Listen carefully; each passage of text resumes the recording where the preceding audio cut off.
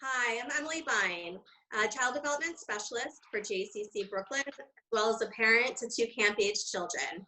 We are so excited to announce that as it stands right now, Kings Bay Y JCC Brooklyn Summer Camp will be opening, and our children can once again be outdoors and enjoy the 177-acre campus in Bay Ridge, Brooklyn. The camp, of course, will be operating under some heavy modifications that we will get into in a minute.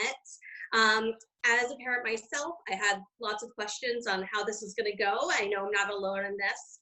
So I'm going to bring in Jason, our Senior Director of Programming, who's going to chat with me about how this summer is going to look. Thank you so much for that. So we're going to jump just straight into it. We've received a ton of questions from families all across the board in relation to camp.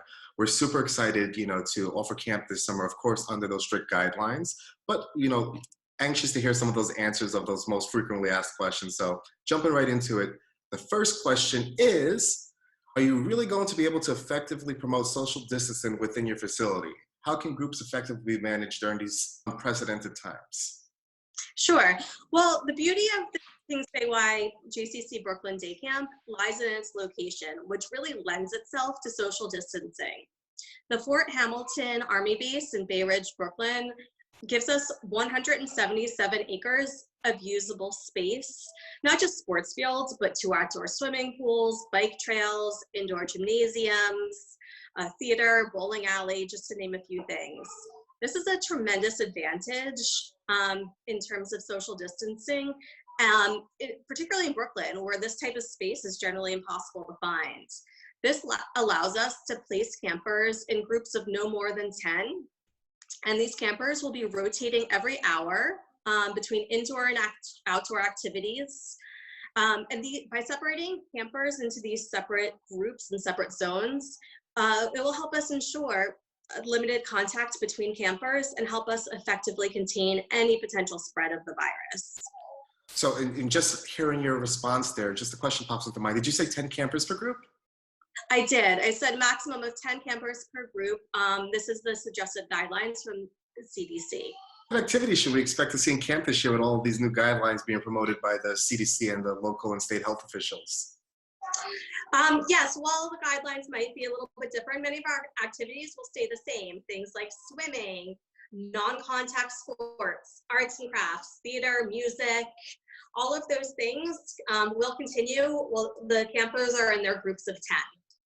Perfect. So I guess this year we're going to put a really heavy emphasis on making sure that we keep social distancing in place in relation to any of the specialty-based activities that we're doing. Absolutely. Okay, great. So a question that just pops into my mind after hearing, these wonderful group sizes. Parents are probably going to be concerned about, having their children placed in groups with their friends, from school or from prior summers. Is that a possibility? Absolutely. And as a parent, I can totally relate to that question. If you have a request for your child to be placed with their friends, fellow campers from last year, please just contact the office and we'll do our best to accommodate your request. Awesome. Thank you. So could you please go into some details about the plans for, personal protection for campers and staff, the sanitization procedures and the medical protocols? Absolutely.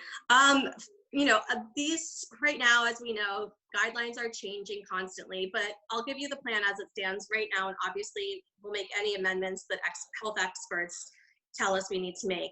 But as of right now, one of the first things starting is we'll make any amendments to medical forms if needed. When campers arrive and staff arrive, we'll be using non-touch thermometers to take everyone's temperature in the morning. All staff will be wearing masks at all times.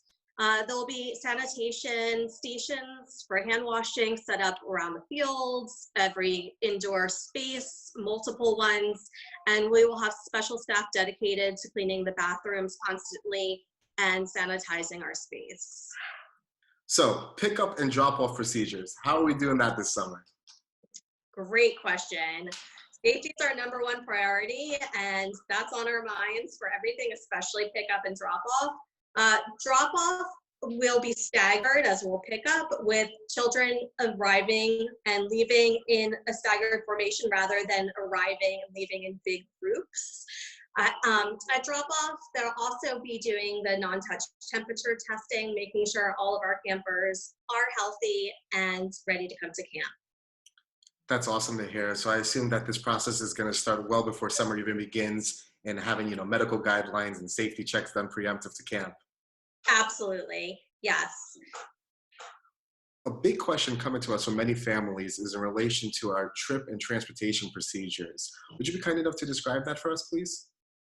Absolutely. We are following the CDC guidelines, which as of right now suggests suspending trips as we know it. That could change at any point as guidelines change and we can, figure out a way to have some trips that still are in line with the social distancing guidelines.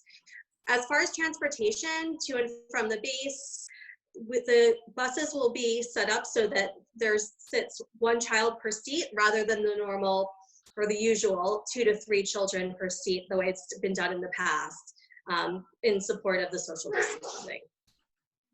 So with groups being fully separated this summer into those groups of 10 that you mentioned, how does this relate to our lunch procedures for the upcoming summer? Is it going to be different? No, in fact, lunch will be the same, separated into our groups of 10 rather than convening together into a large lunchroom. Great. So what you're telling me is those parents that are thinking, how are you going to put 300 campers all together in one room? That's not going to be the case this summer. Not happening. They'll be with the same 10 kids they are with all day long, and the staff will, of course, have their masks on, and gloves will be used if needed. Awesome. Thank you.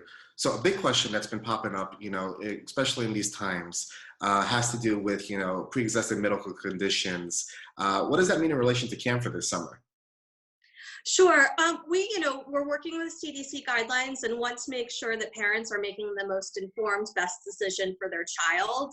We're happy to talk to parents one-on-one in more detail if a child has, asthma or some other pre-existing condition. Everyone, we are inclusive.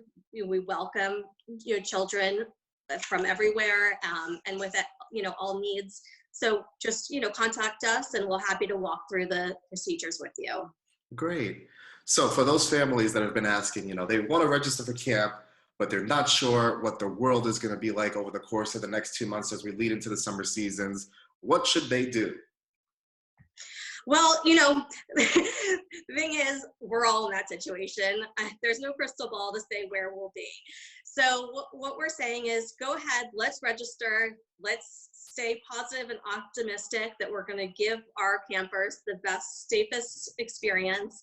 If for some reason these plans do not come to fruition, of course, we will do whatever we need to do, whether it's refund, any tuition payments or put it forward to next summer when we are assuming things will be operating beautifully, or you're welcome to give it as a donation to the organization. Wow, Emily, I can't thank you enough for taking the time to speak with us today. It's been, incredibly insightful and informative. Looking forward to a wonderful summer 2020, especially under these new guidelines. I think we're going to try to make the best of it. Fantastic. Us too. Thanks. Thanks so much, Emily. Thank you.